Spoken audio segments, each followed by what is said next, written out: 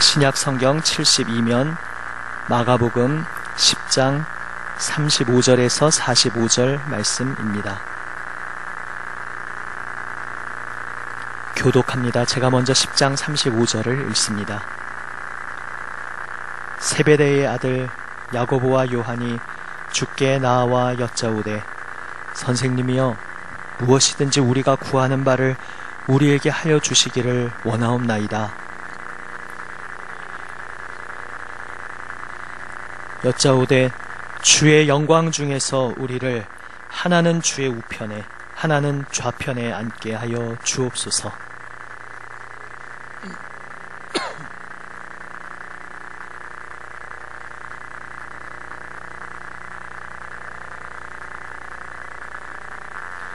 그들이 말하되 할 수 있나이다. 예수께서 이르시되 너희는 내가 마시는 잔을 마시며 내가 받는 세례를 받으려니와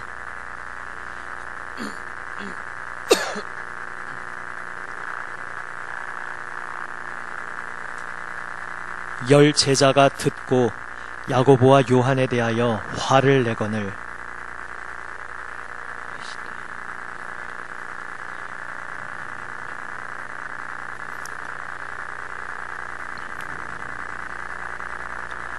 너희 중에는 그렇지 않을지니 너희 중에 누구든지 크고자 하는 자는 너희를 섬기는 자가 되고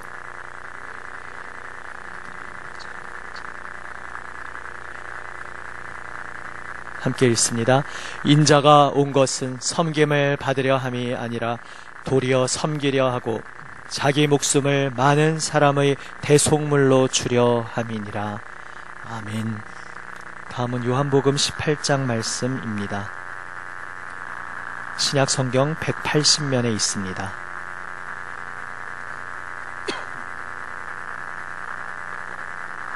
신약 성경 180면 요한복음 18장 33절에서 38절 말씀을 교독합니다. 제가 먼저 요한복음 18장 33절을 읽습니다. 이에 빌라도가 다시 관정에 들어가 예수를 불러 이르되 내가 유대인의 왕이냐?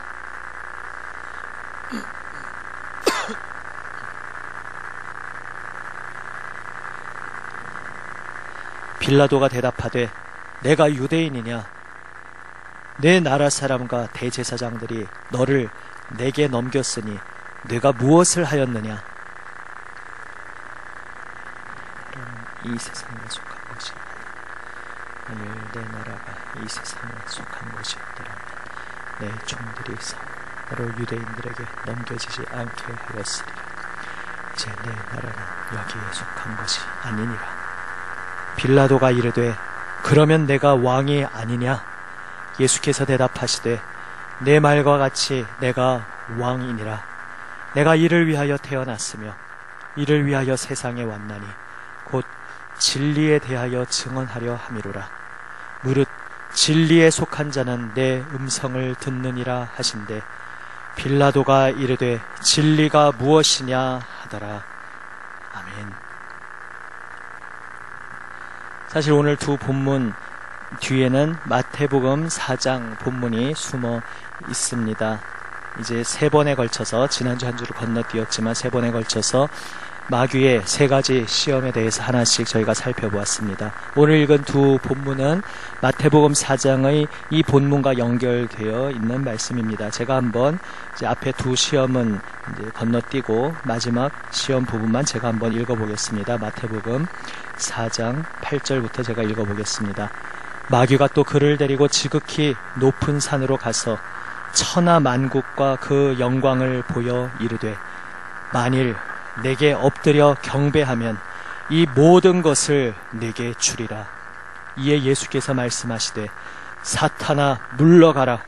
기록되었으되 주 너의 하나님께 경배하고 다만 그를 섬기라 하였느니라. 이에 마귀는 예수를 떠나고 천사들이 나와서 수종드니라. 아멘. 우리는 앞에 두 가지 시험을 통해서 사실 마귀가 건넨 시험이 어떤 생소한 엉뚱한 것이 아니라 우리가 이 땅에서 살아갈 때에 우리에게 너무나 친숙하게 다가오는 익숙한 목소리라는 것을 살펴보았습니다.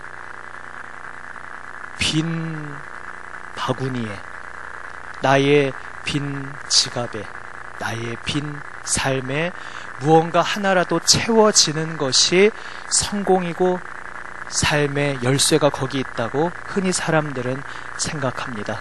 바로 그 부분을 파고들어서 사단이 돌로 떡을 만들어 보라고 시험하였습니다.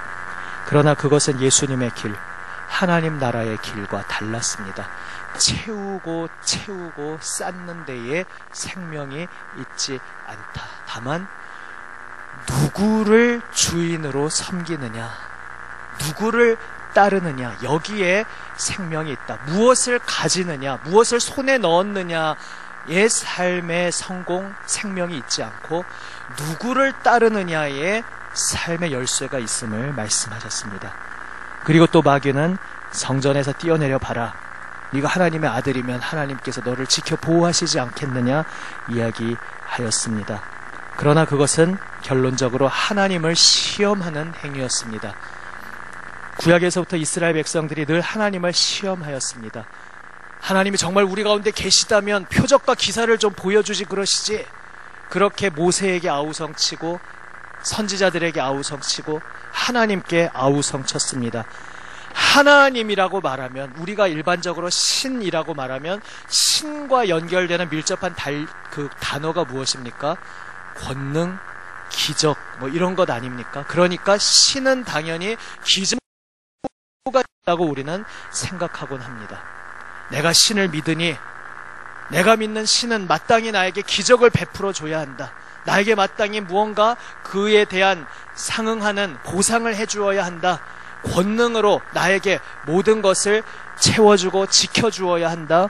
그렇게 사람들은 생각합니다. 그러나 그것은 이 세상에서 생각하는, 이 세상에서 만들어낸 신의 모습이지 하나님의 모습이 아니라고 성경은 말씀합니다. 오늘 새벽에도 말씀드렸지만 그 똑같은 이야기 같지만 방향이 어디에서부터 오느냐와 그것에 따라 완전히 천지 차이로 달라지는 것입니다.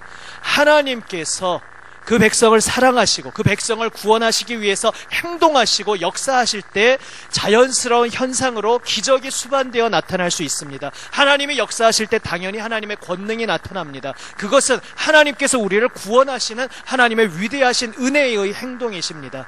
하늘로부터 그것이 임할 때에 그것은 구원의 은혜이지만 삶의 광야, 사막과 같은 시간 속에서 어디 하나님이 정말 살아계시다면 나에게 좀 기적을 베풀어 보시죠. 권능을 좀 베풀어 보시죠. 권능을 베풀어 주지 않는 신은 내가 못 믿겠습니다. 내가 하나님을 이렇게 열심히 지금까지 섬기고 믿어왔는데 고작 돌아온 내 삶의 결과는 이런 것이란 말입니까? 하나님이 우리를 사랑한다면 어떻게 내 삶에 이런 일이 일어날 수 있습니까? 이러한 일련의 아우성들이 다 하나님을 시험하는, 하나님을 불신하는 그러한 말들, 그러한 생각들인 것입니다. 오직 삶의 생명은 오늘 새벽에 드렸던 말씀의 표현으로 표현하자면 신앙생활의 열쇠는 기적에 있는 것이 아니라 말씀의 순종함에 있는 것입니다.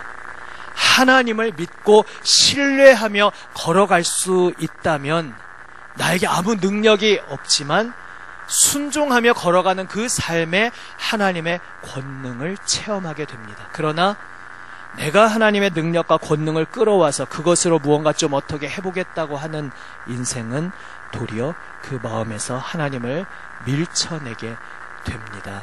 이것이 믿음의 비밀입니다. 마귀는 세 번째로 시험합니다. 온 천하 만국의 영광을 보여줍니다. 그것을 어떤 환상으로 보여주었든지 간에 또 높은 곳에 올라갔다고 하니까 실물로도 그 휘황찬란한 것들을 보여주었겠지만 아마 좀 환상 같은 것도 섞어서 보여주었을지도 모르겠습니다. 어떠했든지 간에 세상 만국의 권세와 영광이 그 눈앞을 스쳐 지나갈 때 그것이 얼마나 찬란하고 의리의리했겠습니까? 사실 그러한 것에 사람의 마음은 압도당하기 마련입니다. 사단은 제안합니다. 나에게 절하라. 내게 절하면 내가 이걸 다 너에게 주겠다 이야기합니다. 사실 세상 모든 권세는 사단의 손에 있지 않습니다. 하나님께 있습니다. 그러나 찬탈자, 강도, 세상의 권세를 도둑질한 사단은 하나님의 참된 권세와는 달리 기생하는 거짓 권세로 사람들의 욕심과 탐욕과 권력욕을 자극하면서 그렇게 사람들을 조종하며 사람들을 격동시키며 역사 속에서 그렇게 사람들을 파멸로 몰아가려고 하고 있습니다. 그러한 의미에서 그에게는 세상의 권세가 있었습니다. 참된 권세를 가지고 있다는 것이 아니라 이 세상에서 사람들을 짓밟고 피눈물을 쏟아내는 그러한 폭압의 거짓 권세, 남을 내 마음대로 좌지우지할 수 있는 그 권세, 모든 사람들로 하여금 나를 따르게 만드는 그 권세를 내가 너에게 주겠다, 사단은 이야기합니다. 오늘 우리가 함께 읽은 요한복음 18장에서 빌라도와 예수님의 대화 장면이 나옵니다. 거기서 예수님께서 이렇게 대답하십니다. 내 나라는 이 세상에 속한 것이 아니니라. 내 나라는 이 세상에 속한 것이 아니다. 이것이 무슨 의미이겠습니까? 다른 나라 교인은 잘 모르겠지만 한국 교인의 경우에 이원론적인 것들이 우리에게 하도 자꾸 섞여 들어와서 천당을 자꾸 생각하기 쉽습니다. 아, 그래, 하나님의 나라는 말 그대로 천당, 천국, 이 세상에 속한 게 아니지. 우리가 죽은 다음에 가는 거기가 하나님 나라지. 이 말씀을 이런 식으로 오해할 수가 있습니다. 하지만 여기서 예수님께서 말씀하시는 의미는 그러한 것이 아닙니다. 내 나라는 이 세상에 속한 것이 아니다. 성경이 말씀하는 하나님의 나라는 우리가 죽은 후에 가는 내세를 말하는 것이 아니라, 물론 내세가 오지만 그 하나님의 천국이, 하나님의 나라가 이 땅에 임함을 말씀하고 있습니다. 이 세상의 모든 거짓 권세를 다 쳐부수고 깨트리고 이제 하나님의 참된 권세가 이 땅에 임할 것이다. 새하늘 새 땅이 임할 것이다. 성경은 말씀하고 있습니다. 장차 오는 그 참된 빛의 나라가 예수님의 나라입니다. 그런데 그 나라는 이 세상에 속한 것이 아닙니다. 이 세상에 속한 것이 아니라는 뜻은 이 세상과는 기원도, 그 발생의 기원도, 속성, 성질, 종류부터 완전히 다르다는 의미입니다. 나의 나라는, 아버지의 나라는 이 세상으로부터 생겨나는 게 아니다, 이런 말씀입니다. 이 세상에 속한 것이 아니다. 이 세상의 그 성질과는 완전히 다른 성질을 가지고 이 세상으로부터 솟아나서 이 세상의 속성을 가지고 있는 그러한 나라가 아니라 하늘로부터, 하나님의 권능으로부터 임하는 나라인데, 이 세상이 추구하는 권세와는 전혀 다른 종류의 권세를 가진 나라이며, 그리하여 이 세상의 나라와는 완전히 성격이 다른 나라라는 것이 바로 내 나라는 이 세상에 속한 것이 아니다라는 말씀입니다. 그래서 그 뒤에 이어지는 예수님의 말씀의 의미는 이러한 것입니다. 만일 내 나라가 이 세상에 속한 것이었더라면 내 종들이 싸워 나로 유대인들에게 넘겨지지 않게 하였으리라. 빌라도나 다른 사람들이 예수님을 유대인의 왕이라고 할 때는 마치 무언가 국가를 전복시키고 또 다른 어떤 나라를 세울 그런 왕을 생각했을 것입니다. 그때 그들이 생각하는 그러한 이 땅에 속한 나라와는 완전히 다른 나라를 예수님은 가져오려 하신다 말씀하십니다.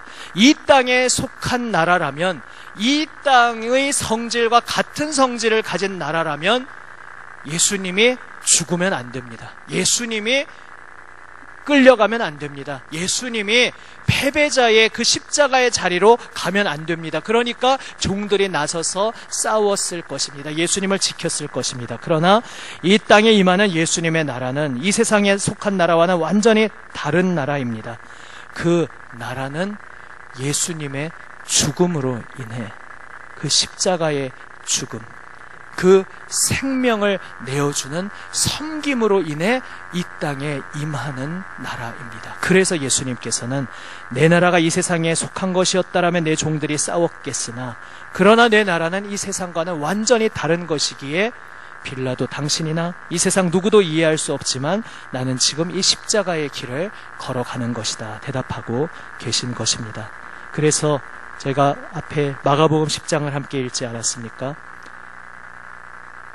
제자들 중에 야고보와 요한이 예수님의 바로 최측근이 되고 싶어 했습니다.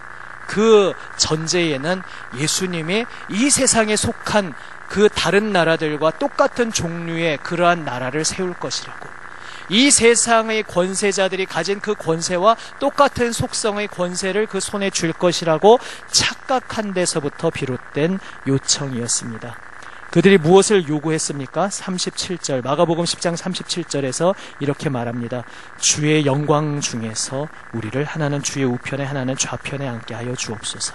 여기서 중요한 말이 주의 영광 중에서. 제자들은 무엇을 염두에 두고 말했겠습니까? 주의 영광 중에서. 이제 주님께서 그 왕좌에, 영광의 보좌에 즉위하실 때, 등극하실 때, 그때 우리를 양쪽에 앉혀주십시오. 이것을 이야기하였습니다. 하지만 주의 영광 중에서, 이것은 요한복음에 가면 더 직설적으로, 더 많이 노골적으로 나오는 주제인데요. 주의 영광 중에서라는 단어를 듣는 순간 예수님은 그 마음속에, 머릿속에서 완전히 다른 그림을 그리고 계십니다. 주님께서 영광 받으시는 왕위에 즉위하시는 자리는 바로 골고다 언덕 십자가의 자리이기 때문입니다. 그러니까 이 제자들은 자기들이 무엇을 구하는지 전혀 모르면서 구하고 있는 겁니다. 주님 영광 중에서 우리를 좌편 우편에 좀 앉게 하여 주옵소서. 지금 예수님은 당신의 영광, 십자가의 자리에 오르기 위해서 너희가 요청하는 것은 나와 함께 십자가 좌우편에 매달려 죽겠다는 요청이구나. 너희가 무엇을 구하는지 알지 못한다. 내가 마시는 잔을 너희가 마실 수 있느냐? 내가 받는 세례를 너희가 받을 수 있느냐? 말씀하십니다. 마시는 잔, 받는 세례 모두 다 십자가 죽음을 의미합니다. 그러한 의미인지도 모르고 그냥 제자들은 너 내 영광의 나라를 쟁취하기 위해서 생명 던져서 충성할 수 있겠느냐? 한 그 정도의 의미 정도로 생각하고 예, 마실 수 있습니다. 그렇게 섣불리 대답을 합니다. 그런데 사실 예수님의 제자들도 모두 이 길을 가도록 부름받은 것은 사실입니다. 이제 잠시 후 예루살렘에 들어가신 예수님이 십자가에 달려 돌아가실 때에 그때의 그 자리에 함께 매달려 죽지는 않지만 결국은 성령의 능력으로 이 제자들 모두가 예수님의 그 십자가 죽음의 길을 따르게 될 것이었습니다. 그래서 예수님은 말씀하십니다. 너희도 나의 잔을 마실 것이다. 내가 받는 세례를 받을 것이다. 그러나 내 좌우편에 앉는 것, 그것은 아버지 손에 오직 달려있는 것이다. 대답하십니다. 그리고 이제 제자들을 불러 모아놓고 말씀하십니다. 10명의 제자도 화를 냈다고 나옵니다. 다시 말해서 무슨 이야기입니까? 야고보와 요한과 달리 다른 10명의 제자는 예수님의 마음을 이해하고 그 마음을 함께 품고 있었던 것이 아니라 타이밍을 놓쳤을 뿐, 한 발 늦었을 뿐, 이 두 제자와 똑같은 마음을, 목표를 가지고 있었는데 두 제자가 선수를 치니까 괘씸하고 화가 났던 것입니다. 그런데 예수님은 말씀하십니다. 이방인의 권세와 하나님 나라의 권세는 완전히 질적으로 다른 것이다. 하나님 나라의 권세는 내 생명을 내어주는 권세다. 하나님 나라에서 다스리는 것은 나의 생명을 바쳐 돌보는 것이다. 많이 흠이 있고 일그러진 형태로 연약함으로 나타나지만 우리 인간관계에서 어머니의 숭고한 그 희생의 사랑에서 우리는 그 희미한 그림자를 경험하고 보게 됩니다. 그래서 우리는 창세기 1장을 이 예수님의 말씀을 통해 다시 보게 됩니다. 땅을 정복하라, 온 땅을 다스리라 말씀하셨을 때 우리는 우리식의 정복과 다스림을 생각하니까 그 말씀을 자꾸 오해하지만 하나님이 그 말씀을 하실 때 하나님의 국어사전이 아니라 뭐라고 표현해야 될까요? 아무튼 하나님의 언어사전, 하나님의 언어사전에 있는 정복하다, 다스리다의 뜻이 무엇인지 우리는 하나님의 사전을 찾아보았어야 하는 것입니다. 거기서 정복하라, 다스리라 말씀하신 하나님의 뜻이 오늘 이 마가복음 10장에서 온전히 드러나는 것입니다.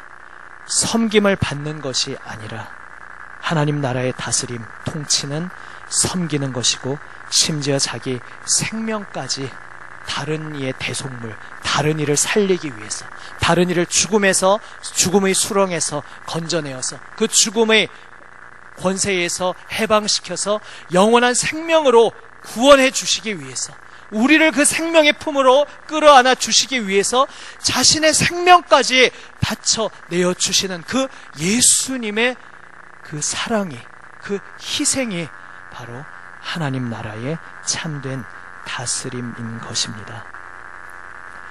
그래서 사단이 제안한 메시아 제안서 제3장도 전혀 예수님께 먹혀들 수 없는 제안서였습니다. 예수님은 이제 호통을 치며 사단을 꾸짖어 물리치십니다. 사탄아 물러가라! 하나님만이 오직 경배받으실 분인데 이제 노골적으로 자신의 정체를 드러낸 것입니다. 앞에 첫 번째, 두 번째에서는 말씀드렸죠. 검은색이 꼭 나쁜 건 아니지만 그냥 우리의 색깔의 선입견을 빌려서 표현하는 겁니다. 시커먼 옷 입고 여기 사탄, 마귀 이렇게 이름표 붙이고 나타난 게 아니었을 것이다 말씀드렸습니다. 광명의 천사의 형태로 나타났을 수 있습니다. 그래서 그 혀에서 나오는 말의 속성에 따라서 지금 이 자가 하나님으로부터 온 자인지 아니면 어둠의 세력에서 온 자인지 그 말의 내용으로 분별해야 합니다. 첫 번째 말에 두 번째 말에 이미 다 정체가 들어있었기에 예수님은 간파하셨습니다. 그러나 이제 세 번째에서 노골적으로 자신의 정체를 드러냅니다. 하나님도 아닌 것이 자기에게 경배하라고 하나님의 자리를 대체하려는 그러한 노골적인 야욕을 드러냅니다. 예수님께서는 단칼에 불호령으로 그 사단을 꾸짖어 물리치셨습니다. 그런데 오늘 우리가 살아가는 삶에서 그러한 유혹의 목소리가 여전히 가면을 쓰고 우리에게 다가옵니다. 분명히 이 방법은 하나님이 기뻐하시는 방법이 아닌데, 이번에 이 선택의 갈림길에서 이쪽을 내가 선택하고 취하면 이거는 좀 하나님 앞에서 분명히 정당하지 않고 온전치 않고 좀 부끄러운 것인데, 그러나 그걸 택하지 않고 다른 길로 가자니 앞이 보이지 않고 너무너무 멀게 느껴지고, 아니 멀기라도 하면 돌아서 갈 각오라도 하겠지만 낭떠러지 같고, 그쪽은 아무 소망도 없는 것 같고, 이쪽은 눈 한 번만 질끈 감으면 뭐 계속 악하게 사는 것도 아니고 이번 한 번만 타협하면, 이번 한 번만 사탄에게 절하면, 그러면 목표를 이룰 수 있을 것 같은 그 유혹의 목소리가 오늘 우리의 인생에 다가오고 있을 수 있습니다. 그러나 그 단 한 번이라는 거짓말에 속아서는 안 됩니다. 단 한 번이 영혼을 망가뜨리고 인생을 파멸의 길로 이끄는 것입니다. 하늘로부터 오는 권세는 섬기는 권세입니다. 사실 섬김이라는 이 사전적 정의도 우리가 좀 깊이 시편 1편 말씀드리지 않았습니까? 깊이 뼈다귀를 빨듯이 좀 많이 묵상해 볼 필요가 있는 단어입니다. 왜냐하면 이 섬김이라는 단어도 아직 그 겹겹이 층층이 그 깊은 의미가 많이 있는데 아직도 우리가 껍질에 표피에 많이 머물러 있을 수 있습니다. 그러니까 섬김이라고 하면 그래, 하나님 믿는 백성이니까 역시 뭔가 나태하고 편안한 길보다는 좀 힘들고, 섬긴다 그러면 먼저 힘들다는 이미지가 떠오르지 않습니까? 뭐 좀 힘들고 좀 불편하고 좀 역시 그런 길로 가라고 하나님이 하시는구나. 그냥 무언가 내가 감수해야 할, 무언가 내가 치러야 할 대가 정도로 섬김을 우리는 그냥 그 정도로 생각하고 지나갈 때가 혹시 있을지 모릅니다. 하지만 섬김은 천국의 핵심 가치입니다.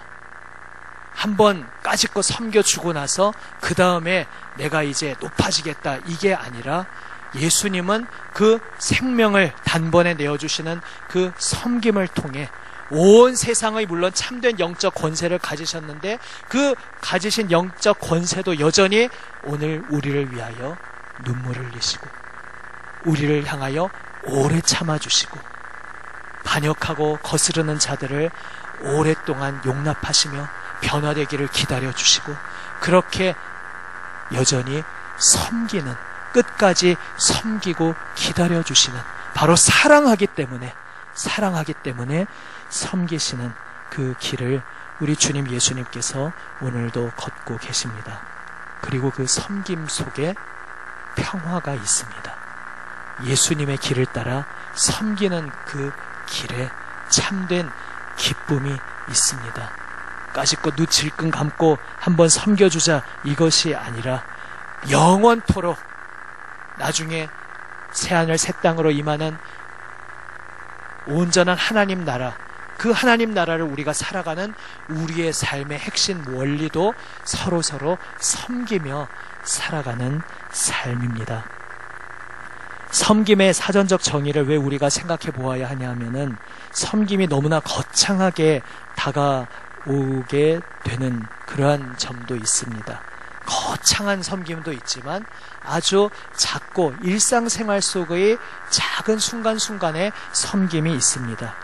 예를 들어서 다툼이 일어났습니다. 싸움이 일어났을 때조차도 안 섬기는 싸움이 있을 수 있고 섬기는 다툼이 있을 수 있습니다. 섬기는 다툼이라는 게 좀 말이 안 되는 것 같지만, 안 다투는 게 제일 좋은 일이지만, 다툴 때 어쨌든 상대방의 입장과 내 입장이 다르니까 다툼이 일어나지 않습니까? 그래서 상대방의 입장이 이해가 되든지 되지 않든지 간에 나는 내 입장을 그에게 전하고 싶어서, 피력하고 싶어서 다툼이 일어납니다. 그런데 그 같은 말을 하더라도 말하는 방법이 배려하고 섬기는 방식이 있을 수 있다는 것입니다. 그러니까 아주 찰나의 순간순간들이 섬기는 길을 가느냐, 아니면 군림하고 내가 위에 서는 길을 가느냐, 늘 순간순간 작은 지점들에서 모든 선택들이 있다는 것을 우리의 삶에 한번 적용해 보시기를 바랍니다. 이를테면 제가 교회에서 사역하면서 이제 밤늦게까지 이제 사무실에 있어야 되는 경우가 있습니다. 그렇게 하는데 때로는 빨리 집에 들어갈 수도 있는, 조용히 있는 시간을 갖기 원해서 그냥 더 이게 머물러 있을 때도 있을 수 있습니다.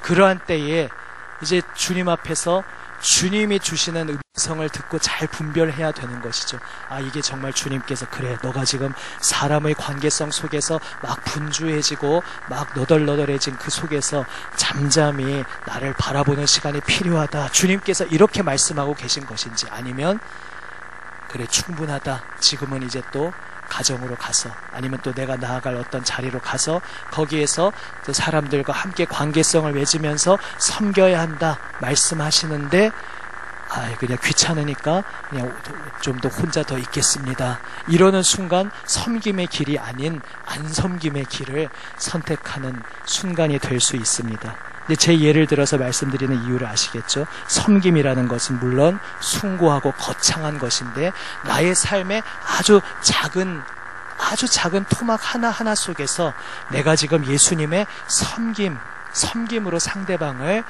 세우고 살리고 돕고 용기를 주고 끌어안는 그 길을 가는지, 아니면 상대방을 배척하고 받아들이지 않고 내 입장만 주장하고 내 입장대로만 행동하고 나 편할 대로만 행동하고 순간순간 어느 길을 택할 것인지, 주님께서 우리에게 너는 어느 길을 가겠느냐, 오늘도 우리에게 질문하고 계십니다.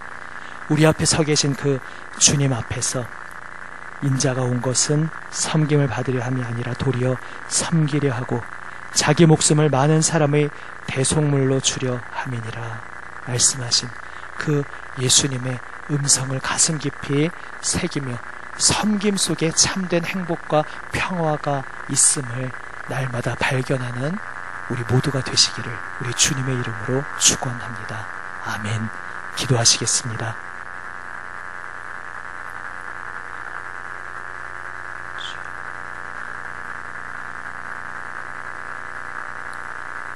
아버지 하나님,